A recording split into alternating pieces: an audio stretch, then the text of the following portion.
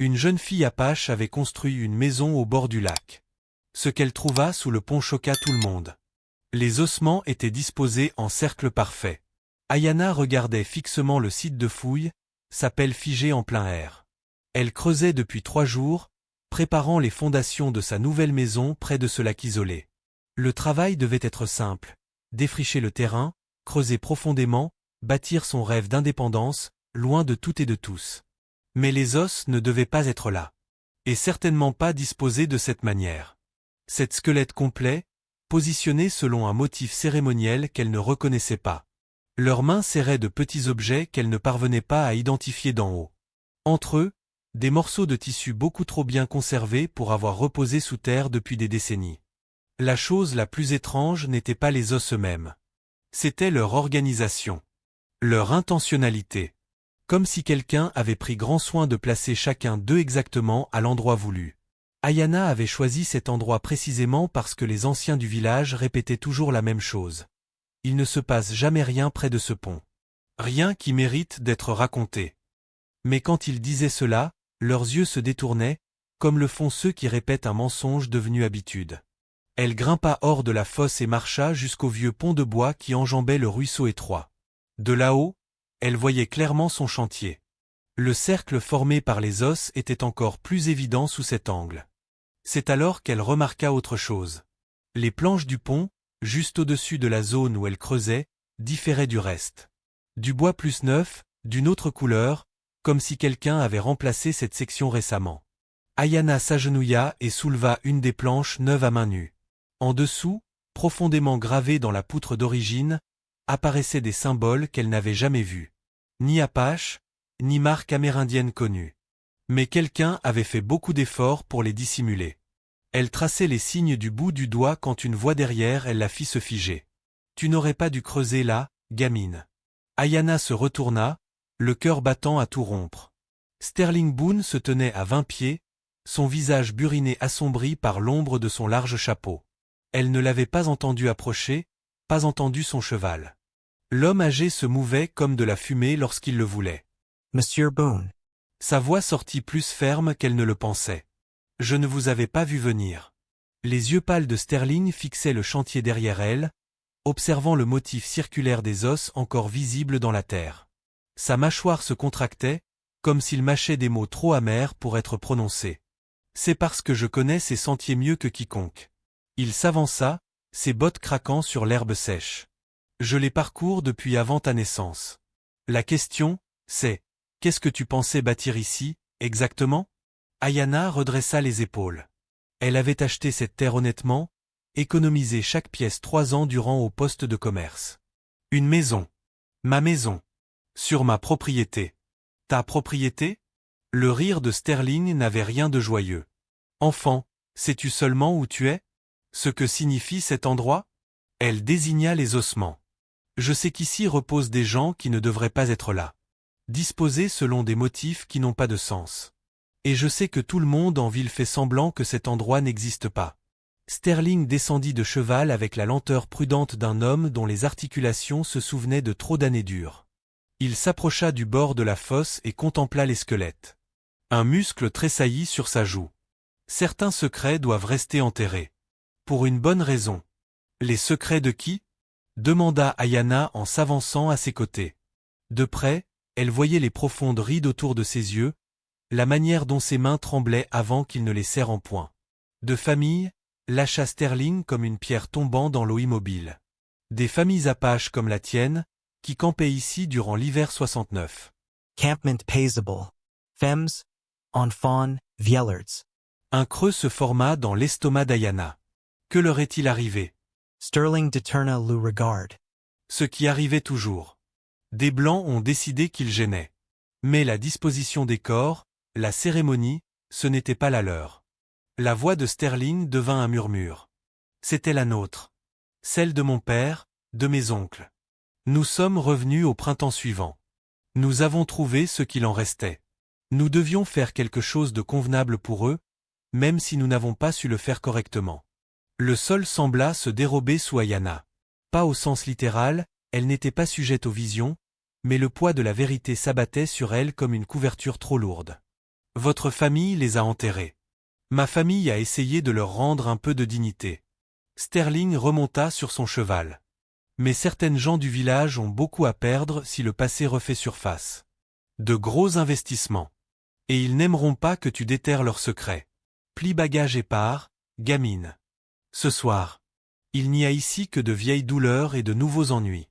Alors que Sterling disparaissait dans la lisière des arbres, Ayanna se retourna vers le chantier. Cette famille, hommes, femmes, enfants, placés avec soin par ceux qui les avaient aimés au point de risquer leur vie en revenant sur un lieu de massacre. Mais Sterling se trompait sur un point. Car Ayanna distinguait nettement des traces de roues quittant le pont. Des ornières qui semblaient fraîches. Quelqu'un était passé récemment. Quelqu'un qui ne voulait sûrement pas que le monde découvre ce que la famille de Sterling avait essayé de préserver.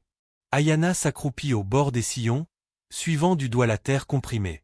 Les traces étaient profondes, typiques d'une charrette lourdement chargée, et les arêtes restaient nettes. Pas d'il y a des mois, de ces dernières semaines. On avait transporté quelque chose de lourd par ici, récemment. Elle suivit la piste, observant la manière dont elle serpentait à travers les arbres vers la ville avant de bifurquer sur l'ancienne route minière. L'auteur de ces traces connaissait la région, évitant les chemins principaux. Le soleil déclinant allongeait les ombres tandis qu'elle avançait. Après un demi-mile, les ornières rejoignirent des empreintes de chevaux. Plusieurs, tous ferrés.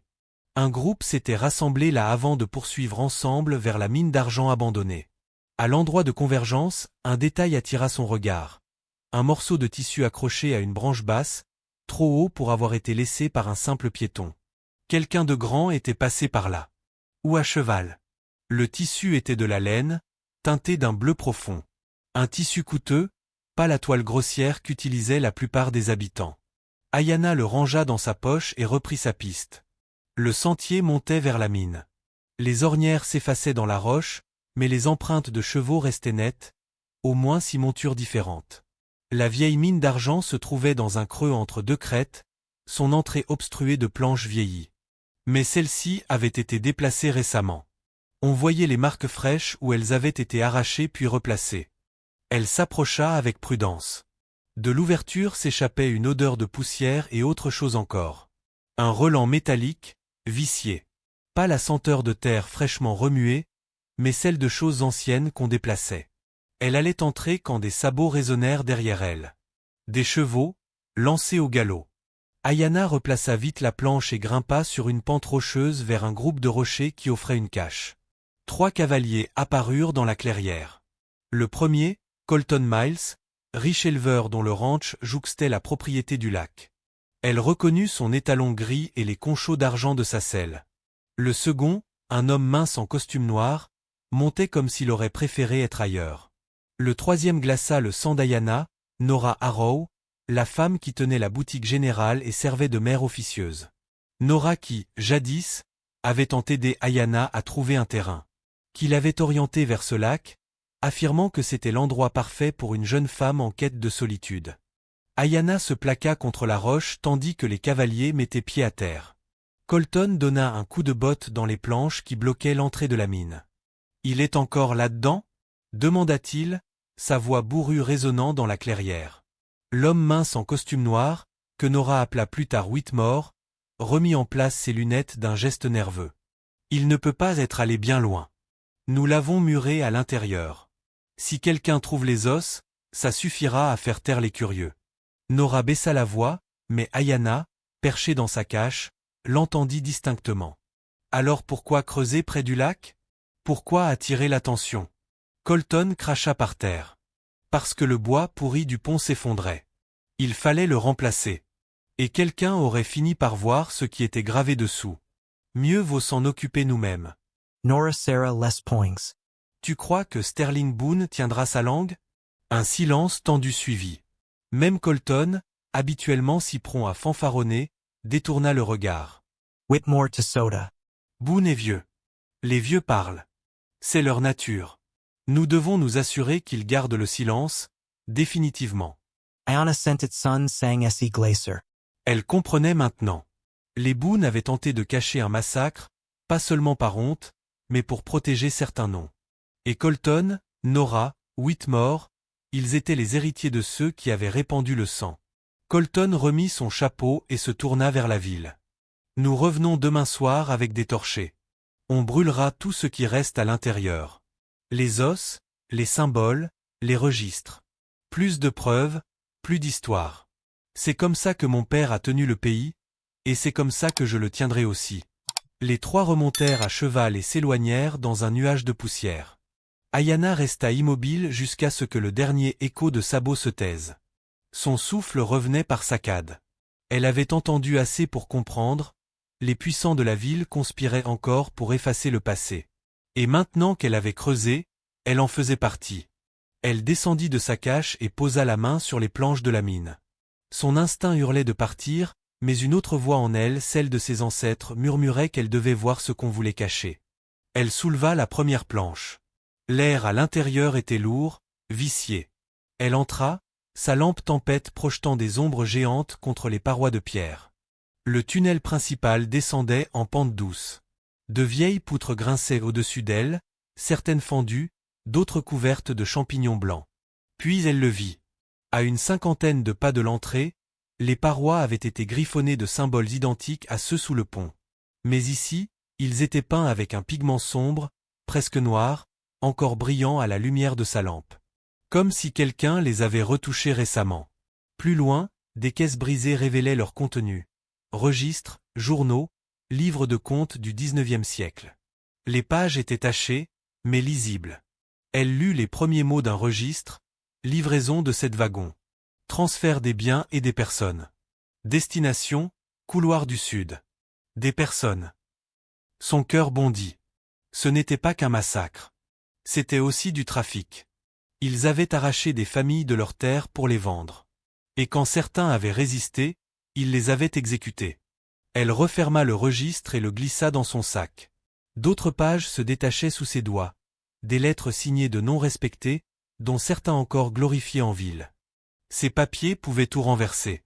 Mais chaque mot était aussi une condamnation pour elle, si Colton et Nora découvraient qu'elle les avait trouvés. Unbrute SEC law fits solder. Des pierres roulaient dans le tunnel derrière elle. Quelqu'un approchait. Elle éteignit sa lampe, retenant sa respiration dans l'obscurité. Des pas lourds résonnaient. Une voix grogna. Je savais que je t'entendais. La lueur d'une autre lampe éclaira la paroi. Sterling Boone apparut, le visage sombre. VA Mule. S'exclama Ayana à mi-voix, soulagée et furieuse. Vous m'avez fait peur. Sterling Sekua la tête. Tu aurais dû m'écouter. Tu as trouvé ce que tu voulais, n'est-ce pas? Et maintenant, tu comprends pourquoi certains secrets tuent. Ayana sortit le registre de son sac. Ils ne doivent pas s'en tirer. Vous saviez. Toute votre vie, vous saviez. Sterling Sarah Les Levres. Oui. Et toute ma vie, j'ai porté ce fardeau. Mais tu ne comprends pas. Ceux qui détiennent le pouvoir ici, ils feraient disparaître une fille comme toi avant que tu n'aies le temps de crier. Alors aidez-moi. S'ils m'abattent, ce sera sur votre conscience. Un long silence. Puis Sterling prit le registre, le feuilleta, et le rendit à Ayana. Si tu es décidé, tu auras besoin d'alliés. Et pas en ville. Cherche du côté de ceux qui ont aussi perdu des ancêtres ce jour-là. Les descendants ne pardonnent pas facilement. Mais ils se souviennent. Anna Hoka la tête. Son cœur battait vite, mais un feu nouveau brûlait en elle. Elle avait commencé ce chantier pour construire une maison. Elle comprenait maintenant qu'elle avait réveillé bien plus qu'une histoire oubliée. Ils quittèrent ensemble la mine à la lueur des étoiles. Le vent portait l'odeur du lac et des pins. Mais au loin, dans la direction de la ville, une fumée noire s'élevait déjà. Quelqu'un brûlait des papiers cette nuit-là. Le lendemain, Ayana retourna au village. L'air y était lourd, saturé de murmures. Les gens évitaient son regard, comme s'ils savaient déjà qu'elle avait touché à quelque chose d'interdit. À la devanture de la boutique générale, Nora Harrow balayait le porche d'un air trop tranquille. « Tu étais près du lac hier soir » dit-elle sans lever les yeux. Ce n'était pas une question. Ayana se força à soutenir son ton. « C'est ma terre. J'y vais quand je veux. » Nora releva enfin la tête. Ses yeux clairs reflétaient une dureté glaciale. Certaines terres gardent mieux le silence quand on ne les dérange pas. Tu devrais réfléchir à ce que tu veux vraiment. Une vie tranquille? Ou une vie brève? Ayana serra les poings mais ne répondit pas.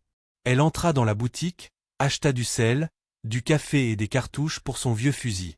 En sortant, elle croisa Colton Miles, flanqué de 2 de ses hommes. Ils riaient fort, trop fort, mais leurs yeux suivaient chacun de ses gestes. Sterling avait raison. Il la surveillait déjà.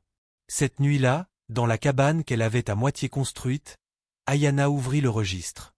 Les noms écrits à l'encre noire dansaient sous la flamme de sa lampe. Certains appartenaient à des familles encore puissantes aujourd'hui, les Miles, les Harrow, les Whitmore. D'autres avaient disparu depuis longtemps, mais leur héritage demeurait dans les rues, dans les bâtiments, dans la mémoire du sol. Elle prit une décision. Le lendemain, elle quitterait le village pour se rendre plus au sud, là où vivaient encore quelques familles apaches liées aux disparus. Peut-être la croirait-il. Peut-être pas. Mais elle devait essayer. Avant l'aube, elle sella son cheval et prit le sentier longeant le lac. La brume flottait sur l'eau, dissimulant les silhouettes des arbres. Mais à mesure qu'elle avançait, elle sentit qu'on la suivait. Les branches craquaient à contretemps, les oiseaux s'envolaient brusquement derrière elle. El pressa el allure. Au détour d'un virage, une silhouette jaillit devant elle, revolver au poing. C'était Whitmore. Fin de la route, mademoiselle, dit-il d'une voix tendue. Ses lunettes glissaient sur son nez, et ses mains tremblaient. Ce n'était pas un homme fait pour tuer, mais le canon pointé sur elle ne laissait aucun doute sur son intention. Vous n'avez pas à faire ça, dit-elle calmement. Vous n'êtes pas comme Colton. Vous savez que ce que vous cachez est pire que tout ce qu'on pourrait découvrir. Whitmore degluted. Une goutte de sueur roulait sur sa tempe. Tu ne comprends pas. Ma famille, mes enfants. Si je parle, ils perdent tout. Les Miles, les Harrow, ils s'en sortiront toujours. Mais moi? Ils me broieront. Ayana Sarah les Rennes. Alors aidez-moi à briser ce cercle. Ne devenez pas leur outil. Le canon trembla. Un instant, elle crut qu'il allait tirer. Mais un sifflement fendit l'air.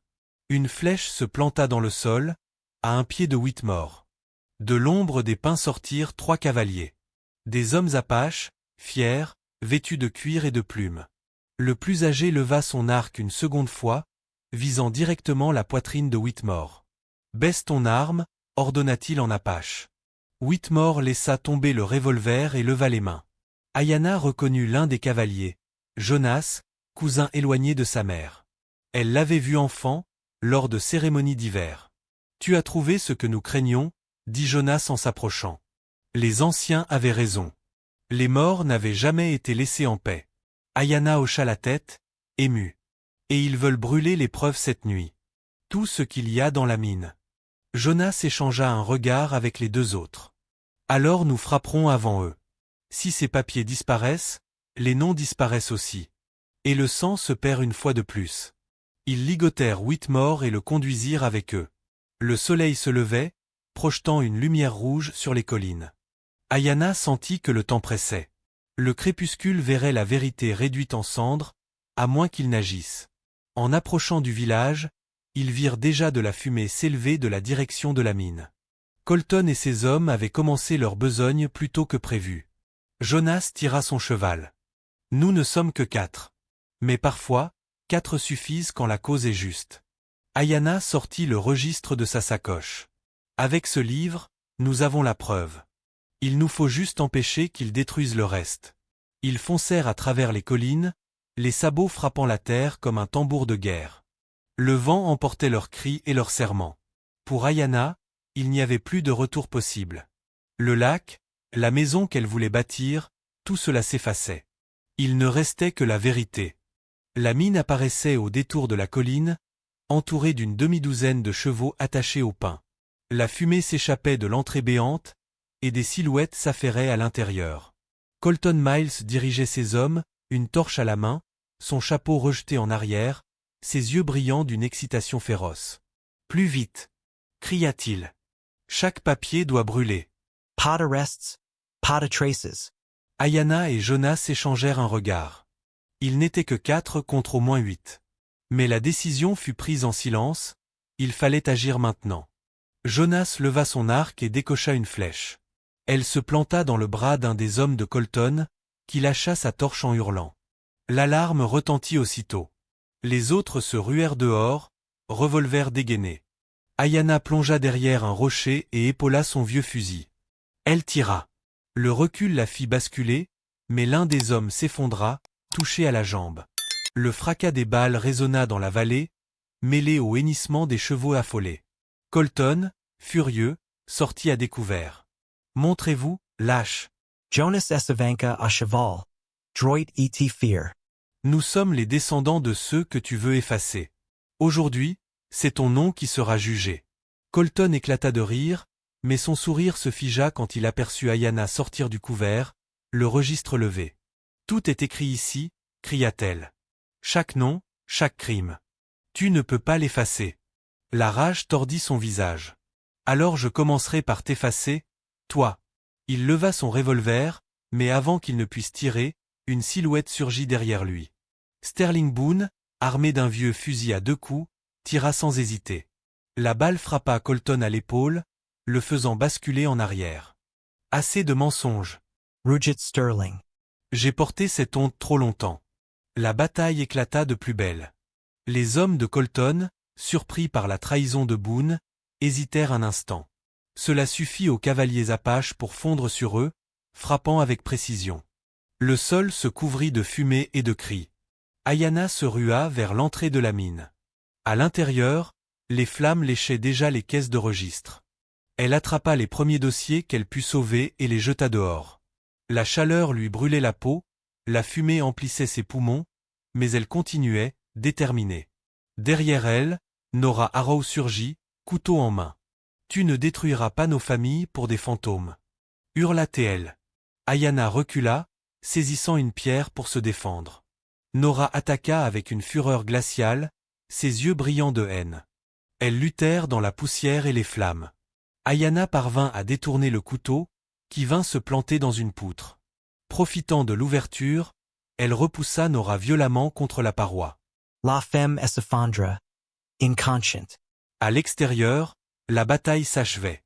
3 des hommes de Colton gisaient au sol, d'autres prenaient la fuite. Colton lui-même, blessé, rampait vers son cheval.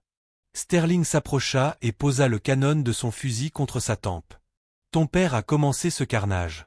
Toi, tu voulais l'achever. Mais ça s'arrête ici. » Colton cracha du sang et murmura. « Tu crois que brûler quelques papiers changera quelque chose? La ville est à nous depuis 50 ans. Elle le sera encore dans 50 autres. » Sterling le regarda longuement, puis baissa son arme. « Non. » Pas en versant plus de sang. Mais le temps de vos mensonges est fini. Ayana sortit de la mine, les bras chargés de registres sauvés. Jonas et ses compagnons l'aidèrent à les poser sur une bâche. Elle leva les yeux vers le ciel, l'aube se levait, peignant les nuages de rouge et d'or. Un nouveau jour, pour une histoire enfin dévoilée. Sterling s'approcha d'elle, épuisé. « Tu as eu le courage que je n'ai jamais trouvé. Ces papiers, ils briseront la ville. Tu es prête à porter ce poids? » Anna hoka la tête. « Ce n'est pas moi seul. Ce sera nous tous. Ceux qui se souviennent, et ceux qui veulent la vérité. » Au loin, la cloche de l'église sonnait. Le village s'éveillait, ignorant encore que ses fondations allaient trembler. Quand Ayana entra en ville avec Jonas, Sterling et les autres, le registre serré contre elle, le silence se fit aussitôt. Les habitants s'arrêtèrent dans la rue, fixant le petit groupe couvert de poussière et de sang séché. Les regards se posaient sur les papiers qu'elle portait, comme si tous savaient déjà, au fond d'eux, que ce jour viendrait. Nora, blessée mais consciente, avait été ramenée ligotée sur une mule. Colton, bandé et furieux, marchait sous la surveillance de Jonas. Whitmore, toujours tremblant, évitait de croiser les yeux de quiconque. Sur la place, Ayana grimpa sur l'estrade de bois utilisée d'ordinaire pour les discours ou les ventes aux enchères.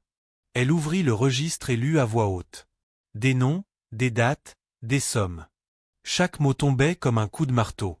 Les murmures se transformaient en cris d'indignation. Des femmes pleuraient, des hommes baissaient la tête, honteux. « Voilà la vérité que vos familles ont enterrée, » dit Ayana d'une voix ferme. « Voilà pourquoi des os reposent sous le pont, pourquoi des flammes voulaient dévorer la mine cette nuit. Vos pères et vos grands-pères ont bâti leur fortune sur le sang de nos ancêtres. Et leurs enfants ont continué à mentir. Un vieil homme, que tous respectaient pour sa sagesse, s'avança. Ses mains tremblaient, mais sa voix résonna claire. J'étais enfant quand on nous a dit de ne jamais poser de questions sur ce camp disparu. Aujourd'hui, je comprends pourquoi. Ils ont voulu nous protéger, mais en réalité, ils nous ont condamnés à l'oubli.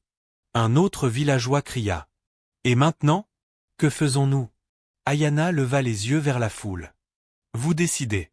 Moi, je ne demande qu'une chose, que la vérité ne soit plus cachée. Que les morts reposent enfin en paix, et que leurs descendants vivent sans ce mensonge. Un silence lourd suivit. Puis Jonas posa sa main sur son épaule. Nous les réenterrerons avec les rites qui leur sont dus. Tous ensemble. Blancs et Apaches, côte à côte. Car la terre appartient à ceux qui l'honorent, pas à ceux qui la profanent. Des hochements de tête apparurent dans la foule. Certains pleuraient, d'autres serraient les poings, mais nul n'osa contester. Même ceux qui avaient tout à perdre savaient que le secret ne tiendrait plus. Sterling Boone prit la parole à son tour. Je confesse devant vous tous. Mon père a participé au massacre. Moi, j'ai porté le silence. Mais Ayana a raison, nous devons regarder la vérité en face, ou nous pourrirons avec elle. Les cris de colère se mêlèrent aux applaudissements. Le village se déchirait déjà entre ceux qui voulaient justice et ceux qui craignaient de perdre leur pouvoir. Mais la graine était semée. Ce soir-là, sous la lueur des torchers, on transporta les ossements retrouvés près du lac. Cette famille, enfin sortie de l'ombre. Les chants apaches s'élevèrent, rejoints par les voix hésitantes de quelques villageois blancs. Ce n'était pas l'unité parfaite, mais c'était un commencement. Ayana, épuisée, observa les flammes danser dans la nuit. Elle avait perdu sa maison rêvée, son anonymat, et peut-être sa sécurité. Mais elle avait gagné autre chose, un héritage rétabli, une vérité rendue. Sterling s'assit à côté d'elle, son fusil posé à ses pieds. Tu as réveillé des fantômes, petite. Mais parfois, ce sont les fantômes qui nous rappellent comment vivre. Elle hocha la tête, les yeux fixés sur les braises. Le vent portait encore l'odeur de cendre, mais aussi celle de la terre humide, prête à accueillir de nouvelles graines. Et dans le silence revenu, Ayana fit une promesse muette. Plus jamais les secrets des puissants n'étoufferaient les voix des innocents. Pas tant qu'elle vivrait pour s'y opposer. Les mois passèrent, et la ville ne fut plus jamais la même. Les marchés étaient plus silencieux, les regards plus lourds. Certains habitants, incapables de supporter la honte, quittèrent leurs terres. D'autres restèrent, décidés à reconstruire avec cette vérité désormais impossible à effacer. Ayana vivait toujours dans la maison aux volets bleus, bien que son toit portât encore les marques de l'incendie. Elle avait réparé ce qu'elle pouvait, seule, refusant l'aide intéressée des notables qui espéraient racheter leur bonne conscience. Chaque soir, elle s'asseyait sur le perron, observant les collines. Le vent lui parlait encore, mais cette fois, il semblait plus apaisé. Sterling venait souvent la voir. Parfois pour discuter, parfois simplement pour s'asseoir en silence à côté d'elle. Il avait renoncé à certaines terres héritées, les offrant pour ériger un mémorial sur la colline surplombant le lac. Une pierre gravée, entourée de cercles de fleurs sauvages, rappelait désormais le nom de cette famille effacée par le massacre. Jonas, de son côté, avait repris la mine avec quelques hommes de confiance. Non pas pour l'exploiter comme avant, mais pour en faire un lieu sûr, où les deux communautés pouvaient travailler ensemble. Des chants résonnaient à nouveau dans les galeries, mais cette fois, ce n'étaient plus des cris de douleur. C'était l'écho des marteaux frappant en cadence, un rythme d'union et non de servitude. Nora, emprisonnée, envoyait parfois des lettres emplies de haine et de mépris. Mais ces mots glissaient sur Ayana comme l'eau sur la pierre. Elle savait que la sœur Boone n'était plus qu'une voix du passé, incapable d'arrêter la marche d'un présent nouveau.